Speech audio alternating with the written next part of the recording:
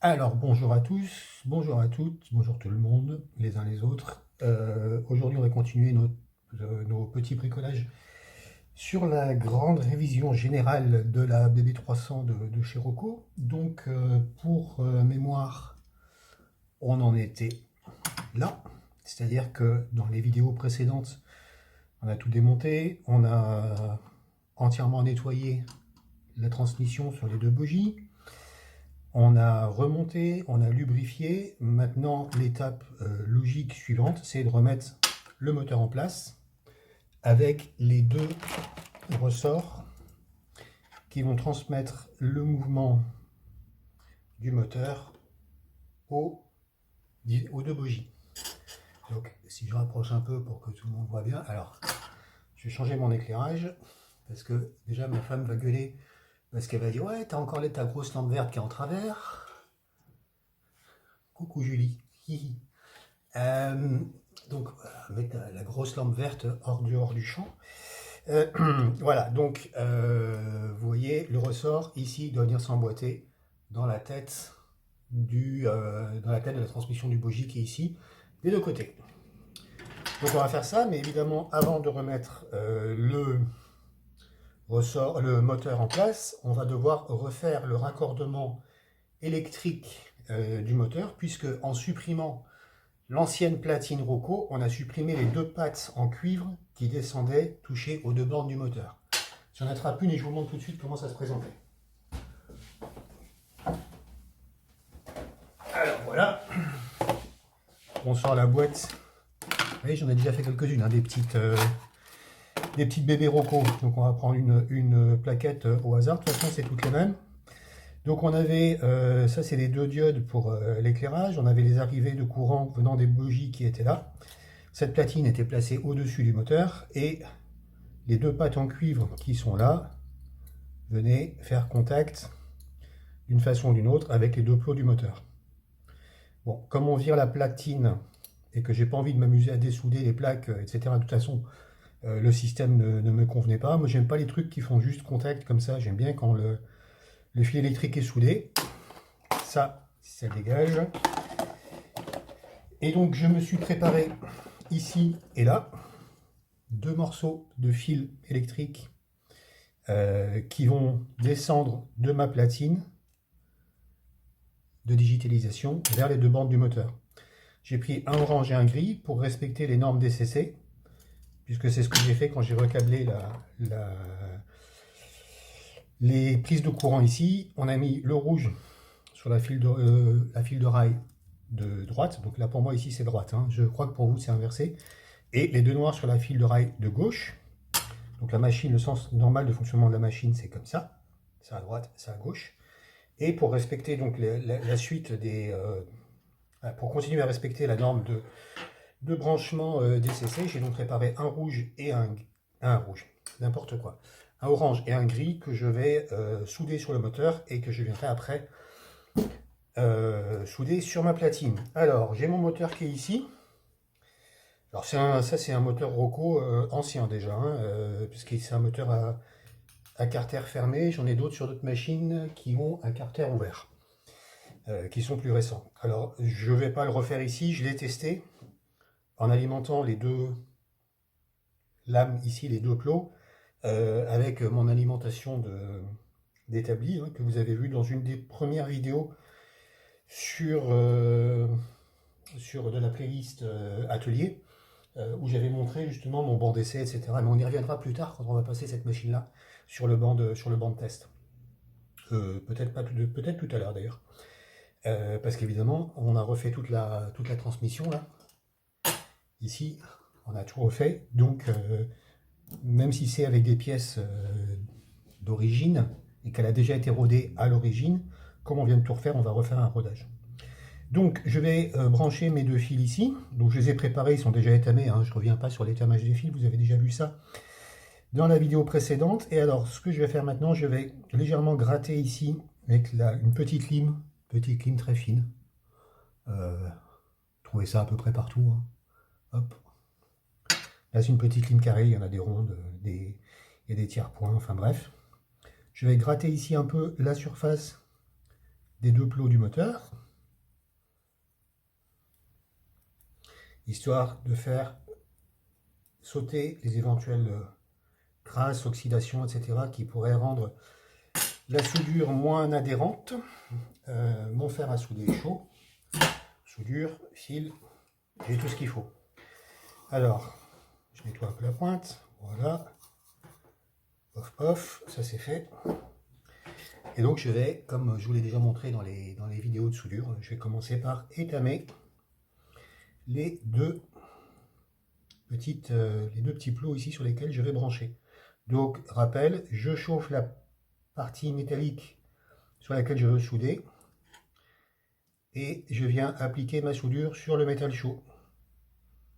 Voilà, et là c'est étamé. Vous voyez bien la différence entre les deux, il y en a un qui brille bien et l'autre qui est tout terne parce que tout est râpé par la lime. Donc j'ai toujours une petite goutte de soudure sur le bout de mon fer parce que le flux permet de bien transmettre la chaleur. Voilà, je dépose une petite goutte de soudure et je l'étale. Quand elle fuse bien, c'est qu'elle a la bonne température. Si ça fait juste une boule qui reste en surface sur la partie qu'on veut étamer, c'est que la partie métallique qu'on veut étamer n'est pas assez chaude. Voilà, alors maintenant je vais brancher mes deux fils. Alors en théorie, il y a un sens, c'est-à-dire que le sens dans lequel je le branche détermine à terme le sens de rotation du moteur. Mais ici, on s'en fout un peu, puisque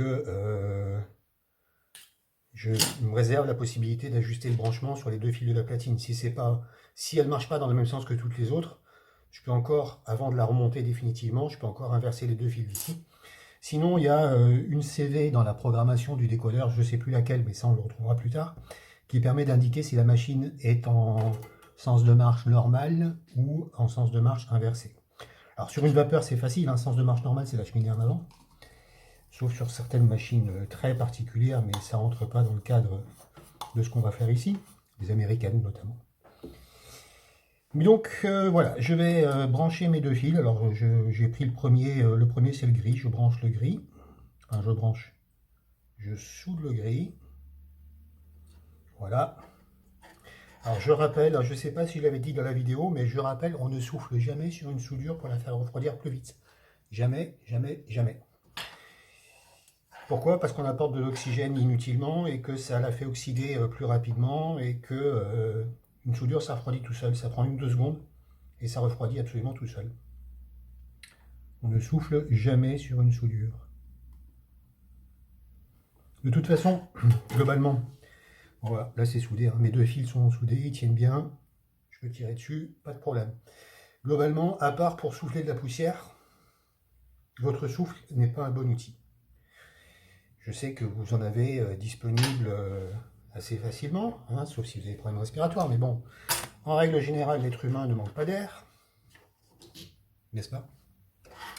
Mais le problème avec votre souffle, c'est qu'il contient aussi beaucoup d'humidité. Il est même à un taux d'humidité très élevé par rapport à l'air ambiant. Puisque quand vous soufflez, vous rejetez aussi une partie de l'humidité qui est naturellement présente dans vos voies respiratoires. J'ai décidé d'enlever ces deux vis parce qu'elles ne vont me servir à rien en fait. Donc je vais les mettre dans ma boîte de réserve de vis Rocco, ce sera très bien. Ouais, donc quand vous soufflez aussi une grosse partie de l'humidité qui est dans vos voies respiratoires.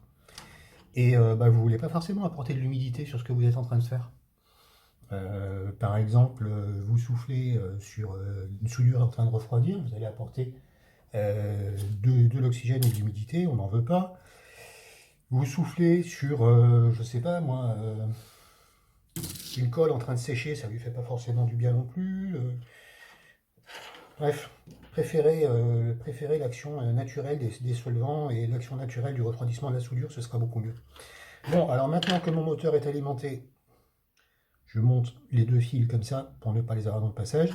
Et alors c'est là qu'arrive le truc un peu rigolo, c'est qu'il faut que je mette ça là-dedans et qu'ensuite je positionne les deux ressorts. Alors je vais essayer de le faire comme ça, sans devoir tout redémonter, mais je me réserve la possibilité de desserrer les deux berceaux des bogies, histoire de me donner un peu de débattement. Si vous vous rappelez plus comment c'est fait, le montage de la transmission, je vous invite à regarder les vidéos précédentes sur le démontage et remontage des bogies. Vous verrez, c'est assez facile à comprendre. Il y a juste deux berceaux qui tiennent les bogies et qui sont fixés par ces quatre vis ici sur le gros du châssis, sur le gros bloc de métal du châssis. Alors, j'ai pas encore trouvé de solution idéale pour ça. C'est un peu moins chiant à faire avec les ressorts qu'avec les cardans. Avec les cardans, c'est pénible. In fine, la solution des cardans, c'est mieux, mais avec les cardans, c'est pas facile à faire. Alors, déjà, je commence à faire tomber mon truc, ça va pas aller bien loin cette affaire. Voilà, alors on va le mettre en place. On fait attention que ça, je sais pas si je vais arriver à vous le montrer. Là, sur le ressort, je ne sais pas si vous voyez, mais au bout du ressort, il y a un petit pic là. Le fil fait un petit angle droit. J'essaye de rester dans le champ. Là, peut-être si je le mets comme ça, vous le voyez, par contraste sur le doigt. Voilà, et donc ce petit pic là, il y en a un de chaque côté, vient prendre sa place dans la petite gorge qui est prévue ici, et de l'autre côté, sur la petite moelle qui est sur l'axe du moteur. Donc, je me prépare ça ici. Ah oui, non, j'ai oublié de faire un truc important d'abord. On oublie. Mon moteur, je l'ai vérifié, il marche bien, mais je vais quand même lui faire une toute petite mesure préventive, c'est-à-dire que je vais mettre une toute petite goutte d'huile. Failli oublier, mais j'ai un fil qui s'est barré. Ah ah, bon. C'est pas une bonne journée, il n'y a rien qui va aujourd'hui, c'est comme ça, il y a des journées de merde. Alors je reprends mon fil, vous l'avez en direct, hein, c'est preuve que c'est en conditions réelles, il n'y a pas de montage, pas d'édition, rien. On va y arriver, on va y arriver. Mais bon, quand on bosse, c'est comme ça. Des fois, on n'est pas super bien inspiré. Tout à l'heure, j'avais paumé mes clés, heureusement, je les ai retrouvées. Merci aux gentilles personnes qui les ont ramassées et qui me les ont mises de côté. Alors, je ressoude mon fil. Je râlais contre les soudures sèches de Rocco dans une vidéo précédente, et là je venais d'en faire une en fait. Ok, là c'est bon, c'est soudé. Alors, donc, mon moteur, ici, est-ce qu'on le voit bien? Je ne sais pas trop. Je vais essayer de me rapprocher la lumière. Mais autour de l'axe ici, on a une bague qui est probablement en bronze. Pourquoi? Parce que c'est le métal qui favorise le meilleur contact avec l'acier. Et on va en avoir une autre ici cachée sous le plastique. Alors, mon moteur marche bien, mais si je veux qu'il marche bien pendant encore longtemps, je vais lui faire un petit truc préventif. Je mets une toute petite goutte d'huile minuscule. Minuscule parce que je ne veux pas qu'il y ait une grosse quantité d'huile qui entre dans mon moteur. Bah, sinon ça va faire court-circuit. Hein. Et je lui mets une autre minuscule goutte d'huile ici pour qu'elle descende le long de l'axe et qu'elle se répartisse entre l'axe et la bague en bronze. Je fais quelques rotations avec le doigt, histoire que l'huile circule. Voilà, alors maintenant que j'ai rattrapé mes oublis, donc il y a un sens hein, pour le moteur. Vous voyez, il y a ici un découpage. Il y a ici un petit découpage dans le châssis, c'est pour pouvoir passer justement les deux plots électriques. Donc, on y va. On met le ressort bien en place d'un côté. On met le ressort bien en place de l'autre. Voilà. On essaye de rien faire tomber. Alors si ça marchait du premier coup, je serais quand même très étonné parce que c'est quand même très très rare que ça m'arrive de la faire fonctionner du premier coup. Je pousse. Là c'est quand même casse-gueule. Je pousse, je soulève la machine pour... Regardez, vous voyez, le bogie, je vais le pousser comme ça en extension au maximum pour me donner un maximum de place ici pour pousser le ressort. Donc je prends la pointe de ma petite pince, j'essaye de pousser le ressort Voilà, alors il est à peu près en face de l'axe du bogie. Maintenant, pour faire entrer le petit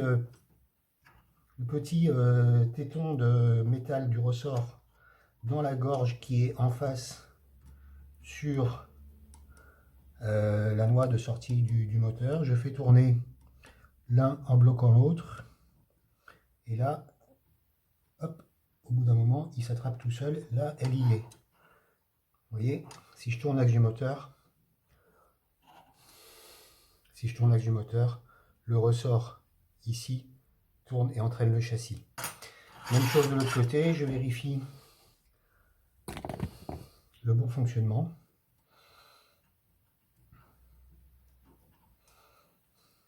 Ah oui, je vois ici le petit tenon en bout du ressort ici et là. Donc ici c'est bon, c'est fait.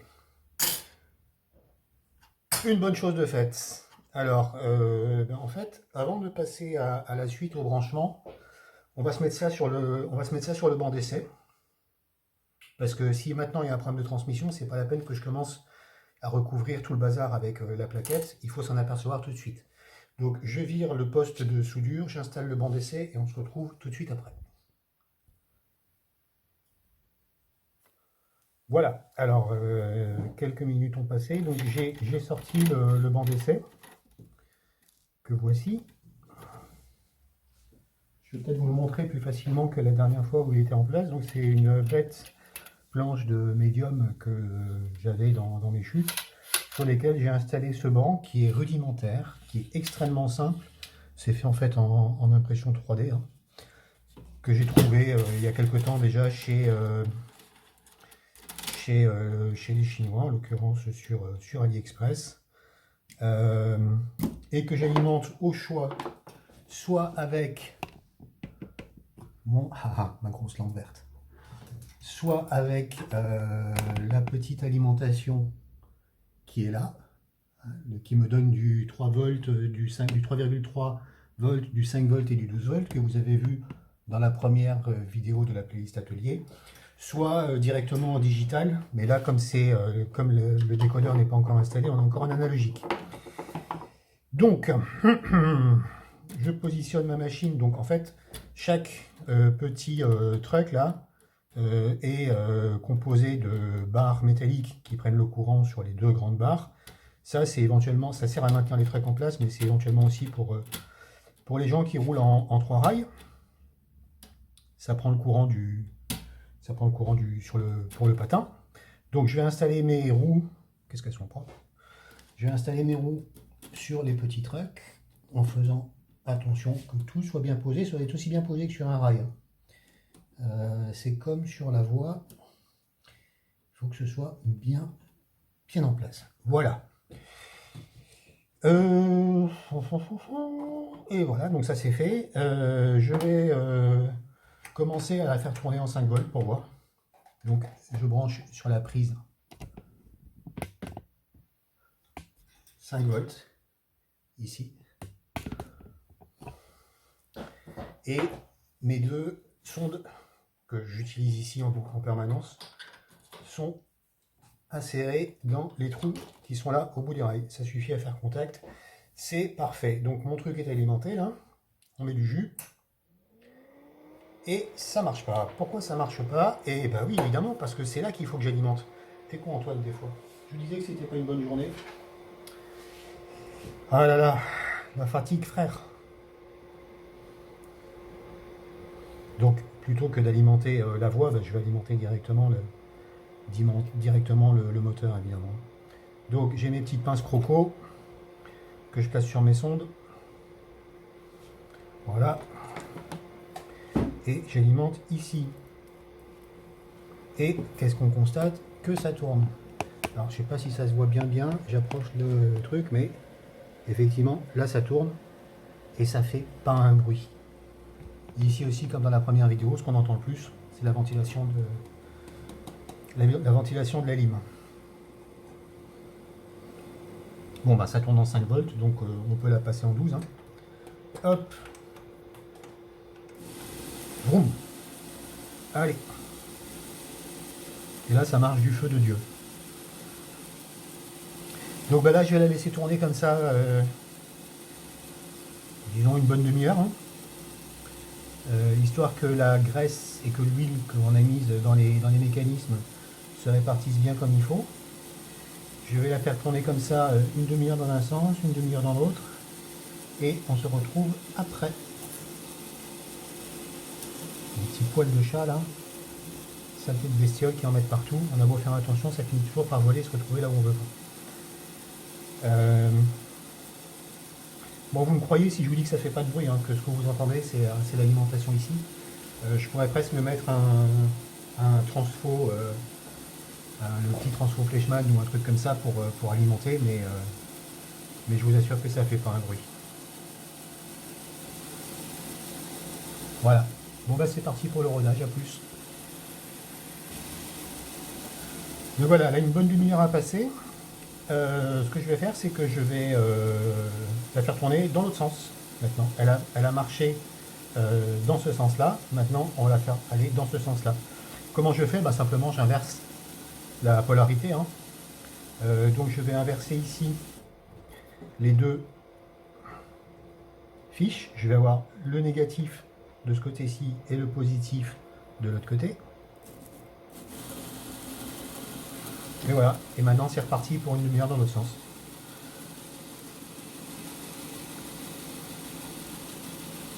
Nickel. Ça marche tout aussi bien. Ça ronronne. Parfait, je suis content. Allez, à toutes pour la suite. Voilà, alors le rodage ayant été fait, et considérant que tout est concluant, je remets en place l'équipement de soudure, parce que maintenant, ce qu'on va faire, c'est qu'on va brancher tout ça sur la platine. Alors, pendant que le fer à souder chauffe, je vais remettre en place les deux cabines, non sans les avoir au préalable débarrassées de ces petites lames métalliques qui servaient à alimenter les ampoules, parce que ça j'en ai plus du tout besoin, et je vois aucune raison de laisser en place un truc en métal qui risquerait de me provoquer des courts-circuits inutiles. Enfin, un court-circuit c'est toujours inutile. Donc je vire, comme j'ai pas l'intention de les récupérer, je les arrache sauvagement à la pince.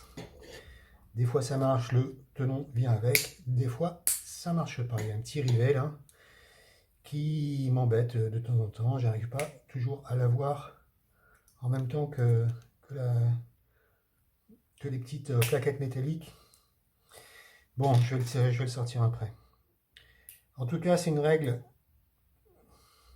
dont je ne me départis pas. C'est-à-dire que quand une pièce métallique n'est plus nécessaire à proximité d'un circuit électrique, je la vire. Parce que je ne veux pas prendre le risque qu'un jour ou l'autre, il y a un truc qui vienne frotter dessus et que ça fasse un court-jus, me flinguant le décodeur ou je ne sais quoi. D'habitude, ça vient quand même plus facilement. Ah, voilà. Hop. Ça, vous allez dire que je suis intégriste, mais je les mets dans un bac de métal dont je me débarrasse. Bon, on va essayer de sortir ces deux petits rivets là qui nous embêtent. Je vais couper la vidéo parce que je sais pas combien de temps ça va me prendre. Finalement, ça a été assez rapide, j'ai réussi à les sortir à la pince.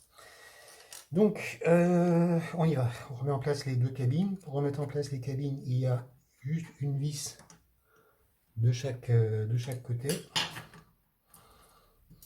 Voilà. Hop, une. Les cabines, pour l'instant, elles sont pas aménagées. Enfin, aménagées. Il n'y a pas de grand aménagement à faire, mais à terme, quand j'aurai ce qu'il faut, je mettrai des personnages à l'intérieur parce que ces machines 1500 volts un peu anciennes circulaient avec un conducteur et un aide conducteur et deux personnes. Maintenant, les agents de conduite sont seuls dans leur cabine. Mais à l'époque, il y avait le conducteur et l'aide conducteur. Je me suis jamais posé la question de savoir si c'était, comment dire, une habitude restante du temps de la vapeur où il y avait le chauffeur et le mécanicien, dans la plupart des cas de figure, hein, et que donc on a estimé au début qu'il fallait que le mécanicien soit pas tout seul. Je sais aussi que ça a à voir avec le fait qu'au début, on a mis du temps à généraliser la veille automatique sur les locomotives. Vous savez, ce double cerceau, donc il y a le cerceau qui fait manipulateur, dont se sert le mécanicien pour passer l'écran, hein, donc pour accélérer.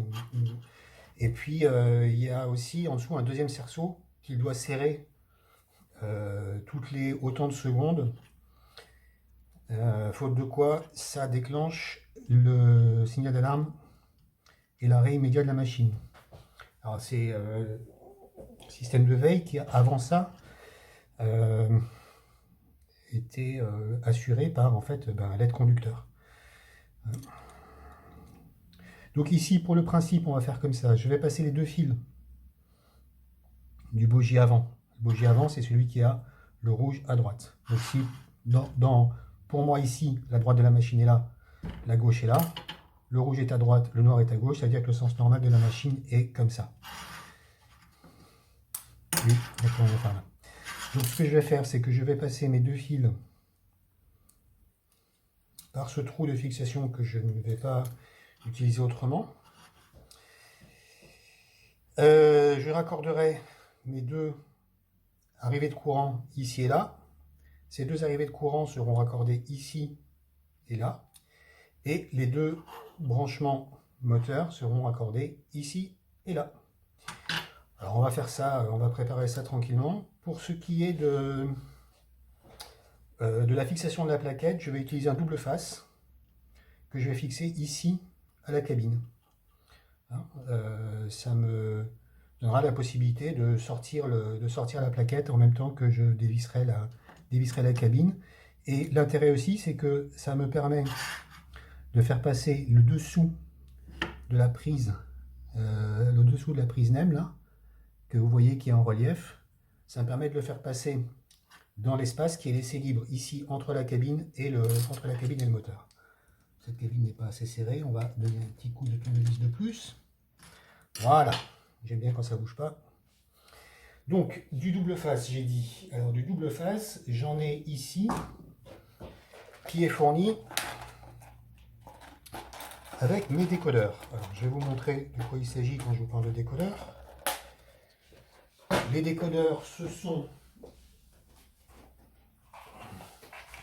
pour toutes ces machines-là, je ne prends pas du compliqué parce qu'il n'y a pas besoin d'avoir du compliqué. Tout ce qu'on veut, c'est que ça commande le moteur et éventuellement l'allumage des feux. Donc moi, j'utilise ça.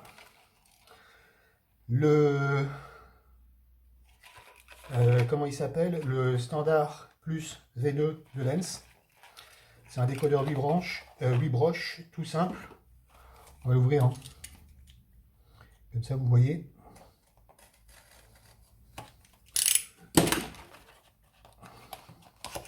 Donc qu'est-ce que j'ai dans la boîte? Alors aucune sponsor, hein, c'est des trucs que j'ai achetés. Je suis pas assez connu pour être sponsorisé.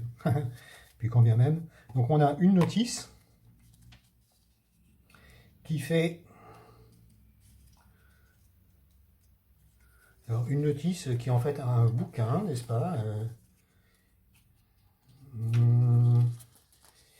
dont la partie française commence à la page 45 et se termine à la page 65. Donc il y a 20 pages de notices, qu'évidemment je ne lis pas. Je me réfère de temps en temps, enfin, si je l'ai lu une fois au début, quoi. Je me réfère plus au tableau de configuration des différentes CV. Encore que bon, la plupart, les changements que j'ai à faire sont pas nombreux, hein, mais vous avez des pages et des pages d'explications. Je vous invite quand même à lire au moins une fois. Bon, ça après, ça part au recyclage papier carton. Hop. Et voilà, c'est parti. On a donc le double face et le décodeur. Alors le décodeur, c'est ça, c'est un petit circuit imprimé qui est ici. Vous voyez, C'est plus petit que la première phalange de mon pouce. Et j'ai pas d'écro-doigt. Et à l'autre bout, il y a une petite prise NEM. Je crois que c'est 651 ou 652, je sais plus, enfin bref, 8 broches. Et c'est cette prise NEM que l'on va venir insérer dans les connecteurs qui sont ici, quand tout sera monté sur la machine. Et donc pour fixer c'est ce double face là, c'est du 3M, hein, c'est de la bonne qualité, que je vais utiliser pour fixer la plaquette ici et que j'utiliserai pour fixer le décodeur en face. Dans la boîte avec le décodeur, il n'y en a qu'un, mais j'ai monté d'autres décodeurs sur d'autres types de machines pour lesquels j'ai pas utilisé le double face. Donc je vais l'utiliser ici, j'en ai quelques-uns encore en réserve. Voilà, voilà, voilà. Alors je vais faire passer donc mes deux fils ici. Hop. Allez. Comme ça. Dans le bon sens. Mes fils d'alimentation moteur vont venir de ce côté-là, puisque c'est ici qu'il y a les plots sur lesquels je vais devoir les raccorder. Je vais peut-être les raccourcir un peu là, pour le coup ils sont un peu longs. Et je mettrai mon décodeur collé au double face ici. Voilà, ça va être le montage final du truc. Alors, pour fixer la plaquette, je vais pas mettre l'ensemble du double face, je vais mettre qu'une moitié, je pense que ça suffira largement. Je prends mes ciseaux, je coupe. Voilà. Je mets ça en place ici. Voilà, c'est collé là. Maintenant, je le pèle le deuxième côté. C'est-à-dire j'enlève la partie de protection du deuxième côté collant. Alors je vous préviens, une fois que c'est en place, hein. Ça colle bien. Ça colle très bien. Voilà, ma plaquette maintenant est en place, elle ne bouge plus. Donc, on va procéder par ordre. Et on va souder. Ventilation, toujours. Voilà. Je rapproche mon fer. Voilà. On va maintenant se souder les fils d'alimentation sur la platine.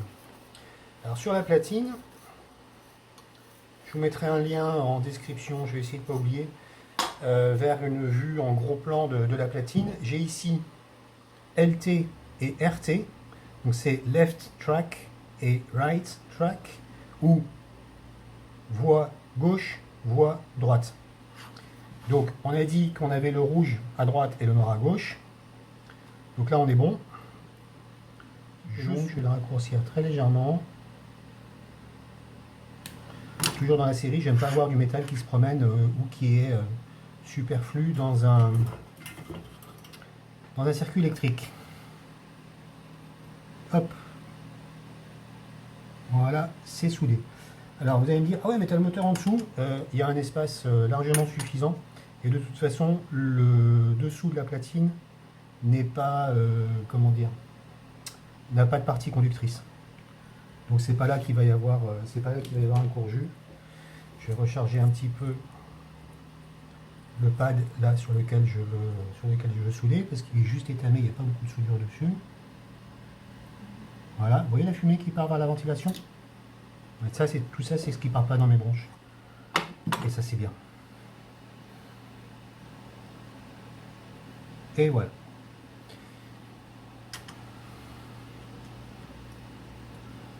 Alors, on pourrait faire le fil rouge sur le bouton rouge, le fil machin, mais je trouve qu'on peut aussi renouveler un peu le genre. Hein.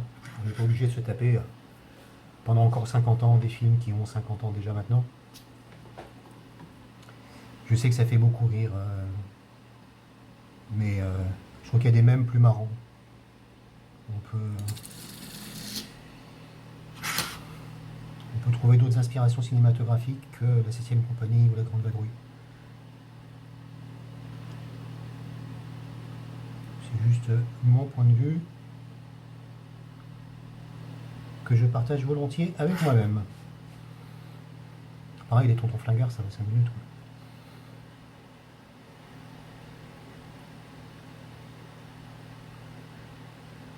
J'espère que vous appréciez la qualité de ma ventilation. Voilà, donc là, mes deux droits sont bien raccordés sur mes deux RT. Mes deux noirs gauche sont bien raccordés sur mes deux LT. Et je vais faire le raccordement au moteur. Alors, ouais, c'est un peu long. Hein. C'est un peu long. On va raccourcir. On va raccourcir, pince coupante. On va prendre la grosse. Voilà. Pince coupante. Hop et hop. Ça, c'est du déchet. On en a plus besoin. De toute façon, on l'utilisera plus. Maintenant, on va dénuder. Pince à dénuder. C'est pas la meilleure pince à dénuder du monde. Il y a des trucs de bien meilleure qualité. Mais ça fait des années que je l'ai. Elle marche. Je lui en demande pas plus que ce qu'elle me fait. Donc, je la changerai un jour pour un truc un peu meilleur. Mais pour l'instant, ça me va très bien. Hop. Ah, évidemment, elle est un peu grippée. Il suffit que j'en parle pour que ça marche pas. Ça, c'est l'effet démo, n'est-ce pas?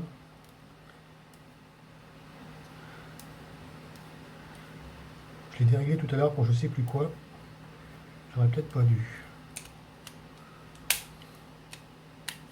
On va essayer comme ça. Ouais, c'est pire. C'est pire, c'est pire.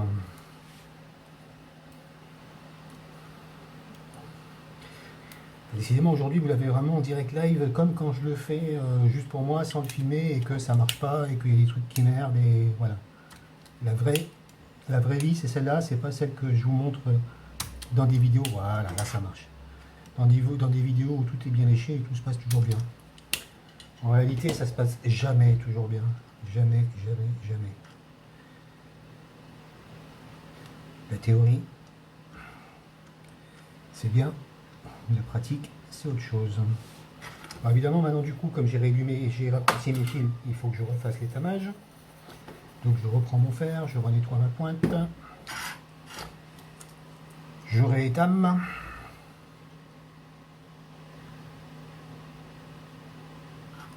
Sans rire, vous voyez toutes ces fumées là qui partent dans le filtre? Vous voulez pas ça dans vos bronches, hein? Alors je sais, vous allez me dire, ouais, le voisin du cousin de mon arrière-grand-tante, il a soudé toute sa vie, il n'en est pas mort. Ok, très bien, très bien, très bien, très bien. Les gens font ce qu'ils veulent avec leurs bronches, moi je fais ce que je veux avec les miennes. J'ai pas envie de respirer ça, c'est dégueulasse, ça pue. Dans le même ordre d'idée, on a vu des mecs désamianter un lycée un jour sans porter d'équipement spéciaux. Je sais pas ce qu'ils sont devenus depuis, mais leur argument était ouais, c'est bon, on est des vrais hommes. Ok, t'es un vrai homme, mais tes bronches c'est les mêmes que celles de tout le monde. Donc bref, je peux rien contre la bêtise. Ça sent que c'est une seule journée aujourd'hui, non? Je râle beaucoup. Ouais, tout peut pas être rose tout le temps. Donc là, j'ai raccordé le gris de mon moteur, je raccorde le orange. Voilà. Et là, la machine est prête à marcher dès que je lui aurai mis un décodeur sur la plaquette. Je vérifie que je ne me suis pas gouré, j'ai bien mis mes deux noirs, j'ai bien mis mes deux rouges. Ça ne frotte pas sur la transmission. C'est bon. Alors là, je mets le décodeur en place. Alors, le décodeur. Regardez bien la prise du décodeur. Hop, je penche pour avoir de la lumière. La prise du décodeur, je ne sais pas si vous voyez bien ici sur la... Enfin, je vais arrêter la ventilation parce que là, j'en ai plus besoin. La prise du décodeur, je ne sais pas si vous voyez bien sur la plaquette verte, mais les 8 plots sont numérotés de 1 en bas à gauche à 8 en haut à gauche. Ça fait le tour. 1, 2, 3, 4 en bas, 5, 6, 7, 8 en haut. Donc, le 1, il est ici, en bas, là. Et le 1 correspond toujours au fil orange de votre décodeur. Ok? Le orange, c'est celui qui va amener ici le courant à votre moteur. Donc le 1, c'est toujours le orange. Bon, sur ces plaquettes-là, je sais, j'ai l'habitude, mais des fois, il faut quand même se repérer un petit peu. Avant de coller mon décodeur à sa place ici, je vais faire un essai sur le bout de voie qui est là-bas. Je reviens. Voilà, alors changement de décor. Là, je suis à main levée, donc ça va trembler forcément un petit peu plus, désolé. Donc la machine est posée sur la voie, le décodeur est installé, la centrale est branchée, et donc comme vous le voyez sur la Multimos, j'ai une adresse que j'ai appelée test, qui correspond à l'adresse numéro 3 sur la CV1, donc l'adresse du décodeur, l'adresse par défaut du décodeur. Toutes les machines qui arrivent chez vous numériques, tous les décodeurs neufs que vous installez sont tous livrés sur l'adresse 3. Donc maintenant, je vais, je sais pas trop comment prendre le truc, voilà. Je vais voir si ma machine réagit. On fait le test en direct. Ah, il y a du bruit. Ok, ça bouge. Et ça bouge. Parfait. Bon ben voilà, j'ai pas besoin de plus. Tout ce que je vois, c'est que ce que je constate, c'est que le décodeur fonctionne. Donc tout va bien. Maintenant, je repasse sur l'autre plan de travail, là où j'étais tout de suite, pour finir de remonter, enfin d'installer correctement le décodeur sur la machine. Voilà, donc on vient de constater que tout fonctionnait bien. Qu'est-ce qu'on va faire maintenant? C'est qu'on va installer notre décodeur sur l'autre cabine en face. Voilà.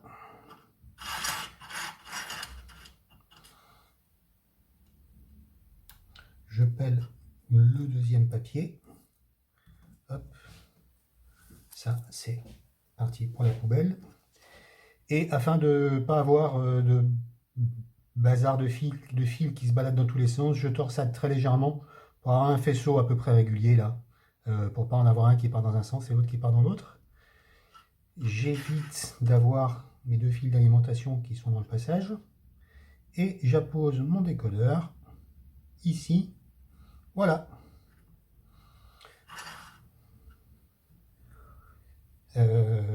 Pour tout ce qui est de la partie électrique, transmission, enfin électrique, motorisation je veux dire plutôt, transmission, digitalisation de la fonction marche avant, marche arrière, grande vitesse, tout ça, c'est fait, on a terminé.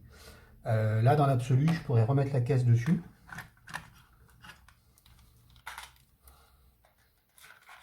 Hop.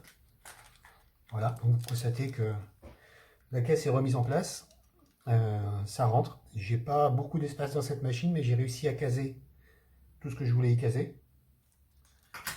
Et la machine, elle est bonne pour partir maintenant à la programmation, c'est-à-dire lui attribuer une adresse autre que l'adresse 3 et l'intégrer dans le parc.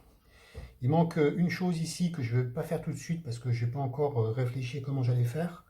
C'est remplacer les deux ampoules qui étaient là et là.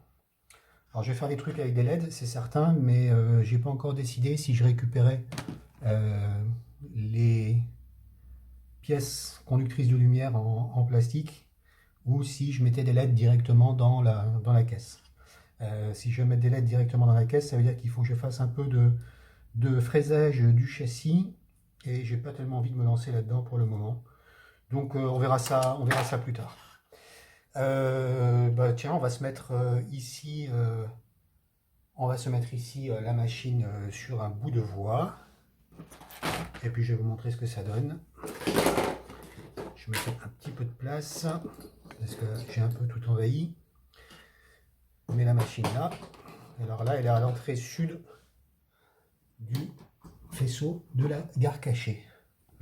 Et je vais filmer ça à main levée parce que sinon j'ai pas assez de marge.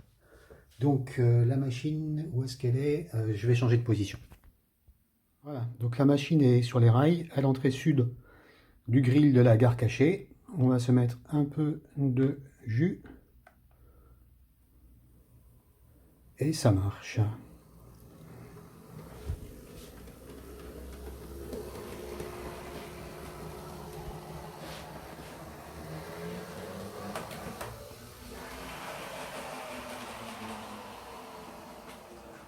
Et dans l'autre sens, on va vérifier que le retour se fait bien aussi. Hop.